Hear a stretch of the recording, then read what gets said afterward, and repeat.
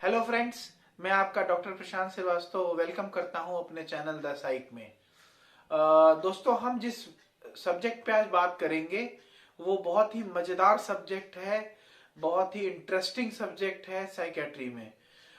हम आसपास अपने देखते होंगे कि कई बार लोग अपनी संवेदनाएं खो देते हैं, लोग कंफ्यूज्ड हो जाते हैं, अपने ओरिएंटेशन खो देते हैं।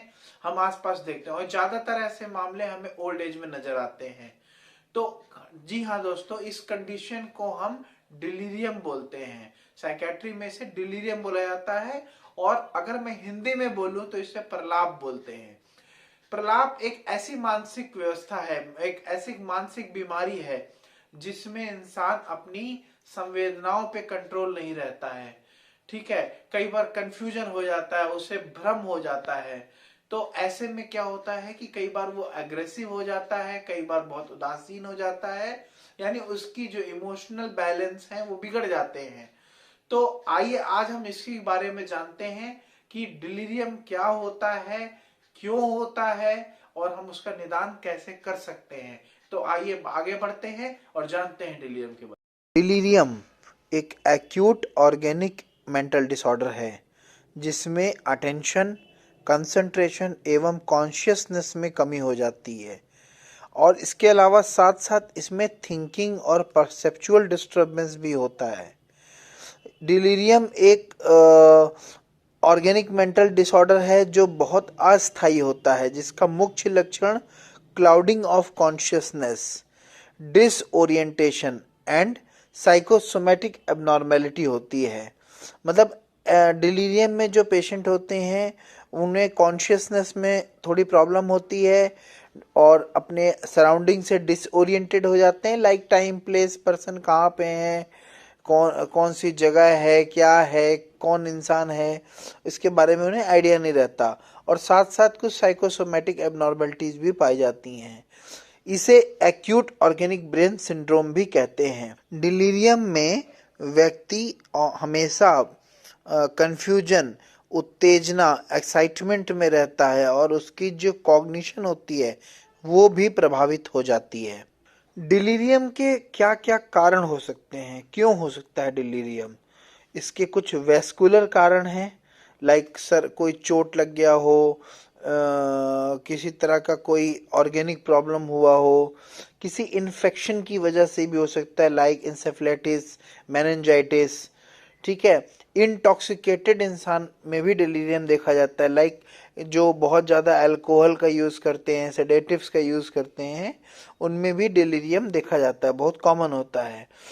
ट्रॉमेटिक, किसी चोटग्रस्त, जैसे मैंने पहले बताया कि कोई ट्रॉमेटिक इवेंट हुआ हो, वो ट्रॉमेटिक इवेंट भी डिलीरियम का एक कारण हो सकता है।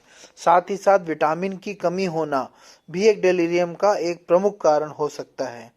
समटाइम कि कोई हार्ट स्ट्रोक हुआ हो या कोई मेटाबॉलिक डिसऑर्डर हो, लाइक लीवर डिसऑर्डर हो, या कोई मेटाबॉलिक सिंड्रोम हो, डायबिटिक कंडीशंस हो, ऐसे में भी देखा जाता है कि डिलीरियम होने के चांसेस होते हैं।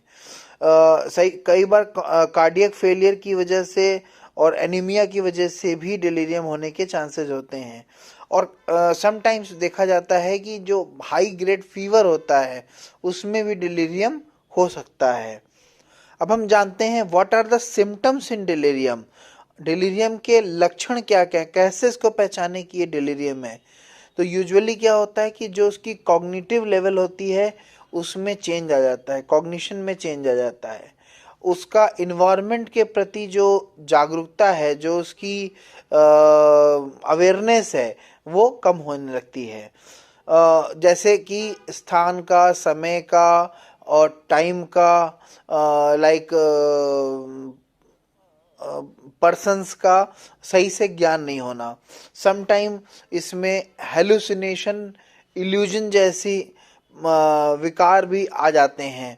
मतलब ऐसा लगता है कि कोई नहीं होता है, फिर भी पेशेंट बोलता है कि वो आ रहे हैं, वो मुझे ले जाएंगे, उनकी आवाज़ आ रही है। तो इस तरह के मतलब भ्रम हो जाते हैं। मेमोरी लॉस लॉस हो सकता है और कंसंट्रेशन में कमी हो सकती है। बुद्धिमत्ता में बदलाव, और साथ में समटाइम क्या होता है कि जो उसका इमोशनल रहता है इम्बैलेंस हो जाता है, इमोशनली अनस्टेबल हो जाता है। और कई बार कोई हाइपोकॉन्ड्रिकल थॉट्स भी आते हैं, लाइक कि मुझे ये बीमारी हो गई है, वो हो गया है, तो मतलब इररिलेवेंट टाइप। और उत्तेजना आ जाती है, बहुत ज़्यादा वायलेंट हो जाता है, कई बार गाली देने लगता है, तोड़ फोड़ करने लगता है, आक्रामक व्यवहार मतलब एग्रेसिव हो जाता है, और नींद की भी समस्याएं हो जाती हैं। डिलीरियम सन डाउनिंग भी हो सकता है। सन डाउनिंग मीन्स क्या होता है कि जैसे जैसे शाम होती है तो इसके सिम्टम्स ज़्यादा तीव्र हो जाते हैं, एग्रेसिव हो जाते हैं, तेज हो जाते हैं। तो यूजुअली देखा जाता है कि जो डिलीरियम के सिम्टम्स हैं, लक्षण हैं, वो रात के समय में ज़्यादा, शाम के समय में ज़्यादा नज़र आते हैं। डिलीरियम ज़्यादातर ओल्ड एज में पाया जाता है, और यूजुअली क्या होता है डिलीरियम में फ्रेंड्स कि ये लगभग 55 ईयर्स के आसपास जो रिसर्च बोलता है कि 1% होने के चांस होते हैं, और 55 के बाद 85 ईयर्स तक लगभग जो है 17% होने के चांस होते हैं डिलीरियम के। कई बार जो एडमिटेड पेशेंट हैं, हॉस्पिटल में हैं या वार्ड में एडमिट होते हैं, उनमें देखा जाता है कि 20 से 25% के आसपास डिलीरियम होने के चांस होते हैं। सम क्रिटिकल केसेस में लाइक आईसीयूज में डिलीरियम होने के 70 से 85% के आसपास चांस होते हैं। और मैक्सिमम जो लॉन्ग टर्म इलनेस होती हैं, जैसे कि जो क्रिटिकल इलनेस होती हैं, उनमें बहुत ज़्यादा डिलीरियम देखा जाता है। डिलीरियम का जो ऑनसेट होता है, जो मोड ऑफ ऑनसेट होता है, वो आइदर एब्रप्ट और एक्यूट होता है, मीन्स कि 48 घंटे में या विद इन 7 डेज डिलीरियम के सिम्टम्स नज़र आ जाते हैं। फ्रेंड्स, डिलीरियम कितने टाइप के होते हैं इसके बारे में हम बात करेंगे। डिलीरियम फ्रेंड्स यूजुअली 3 तरह के होते हैं: hyper active delirium, hypo active delirium and mixed delirium. So hyper active क्या होता है? इसमें जो पेशेंट होता है वो बहुत हाइपर एक्टिव हो जाता है, बहुत एग्रेसिव हो जाता है, और यूजुअली इसमें कंफ्यूजनल रहता है पेशेंट। ऐसे लगभग जो परसेंटेज है वो 22% पेशेंट देखे जाते हैं। और हाइपो एक्टिव के लगभग 50% पेशेंट नज़र आते हैं डिलीरियम के। इसमें क्या होता है कि आसपास के बारे में जागरूकता कम हो जाती है, इनकी जो मांसपेशियां हैं उनमें लूजनेस आ जाती है, कमी आ जाती है, सुस्ती आ जाती है, उदासीनता हो जाती है। मिक्स डिलीरियम में फ्रेंड्स यूजुअली हमें हाइपर एक्टिव डिलीरियम और हाइपो एक्टिव डिलीरियम दोनों तरह के सिम्टम नज़र आते हैं। मीन्स उतार चढ़ाव वाला रहता है, या तो बहुत ज़्यादा एग्रेसिव हो जाएगा या बहुत ज़्यादा सुस्ती दिखेगी, बहुत ज़्यादा लूज दिखेगा। तो यूजुअली इसे हम बोलते हैं उदासीन दिखेगा, इसे हम बोलते हैं मिक्स डिलीरियम। डिलीरियम कब तक रहता है और कितने समय तक रहता है? ज़्यादातर देखा जाता है कि डिलीरियम कुछ दिनों तक ही रहता है, लेकिन अगर इसका सही से ट्रीटमेंट ना किया जाए, इसको सही से डायग्नोस ना किया जाए, तो वह और लंबा समय भी ले सकता है, और काफ़ी क्रिटिकल कंडीशंस भी क्रिएट कर सकता है, जैसे कि फॉल, पेशेंट गिर सकता है, यहाँ तक कि उसके अंदर उसको मृत्यु भी हो सकती है। डिलीरियम में फ्रेंड्स इसीलिए फैमिली का बहुत बड़ा रोल होता है। फैमिली के रोल में यूजुअली ये इंश्योर किया जाता है, जैसे कि कई बार वार्ड में देखा जाता है, अस्पतालों में देखा जाता है कि डिलीरियम वाले पेशेंट के साथ किसी के परिवारजन का होना बहुत आवश्यक होता है। इसलिए क्योंकि डिलीरियम में मानसिक और शारीरिक स्थिति में अचानक से बदलाव आता है, जिससे वो कई बार एग्रेसिव हो जाते हैं या बहुत ज़्यादा उनके अंदर भ्रम हो जाता है। तो ऐसी स्थिति में पेशेंट वायलेंट हो जाता है, और वो अपने कैनुला या जो उसको बेड दिया गया है उससे वो उतर सकता है, गिर सकता है, जिससे उसको चोट लग सकती है, यहाँ तक कि उसकी मृत्यु भी हो सकती है। तो फैमिली मेंबर्स का खास तौर से देखभाल करना बहुत ज़्यादा ज़रूरी होता है। अच्छा, इसमें डिलीरियम का हम मैनेज कैसे कर सकते हैं? सबसे पहले डिलीरियम को डायग्नोस करना बहुत ज़रूरी है, क्योंकि डिलीरियम में बहुत ज़्यादा मिस डायग्नोसिस होने की वजह से भी प्रॉब्लम ज़्यादा बढ़ जाती है। यूजुअली कई बार हम इसे साइकोसिस या हम इसे कई बार डिप्रेशन की तरह ट्रीट कर लेते हैं, तो हमें इसको डायग्नोस करना बहुत ज़्यादा ज़रूरी है।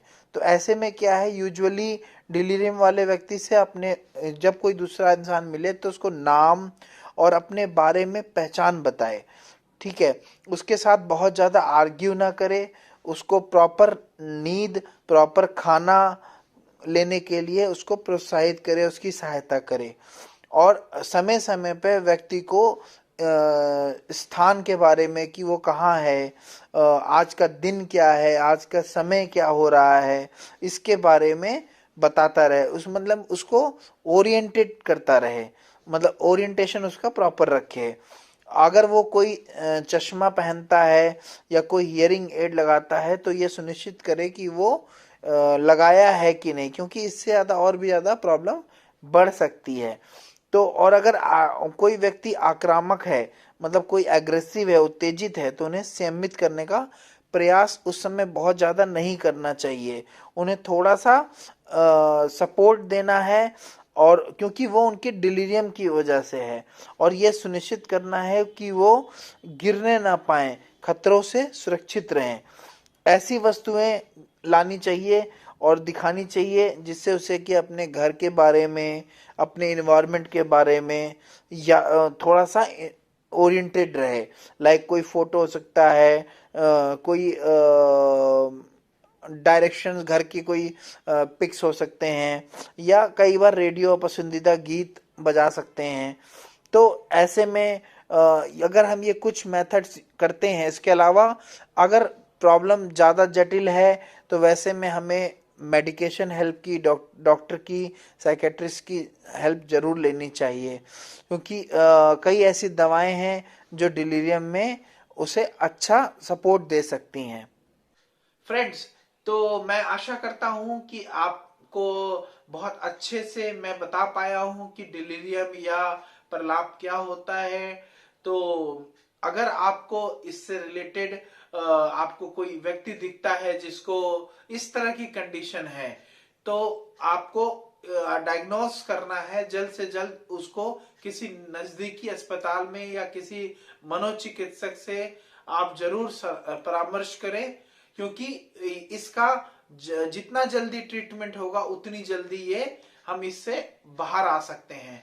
तो अगर आपको हमारी वीडियो अच्छी लगी है तो प्लीज इसे शेयर, लाइक और सब्सक्राइब करना ना भूलें, और हमारे साथ हमेशा जुड़ के रहें। धन्यवाद।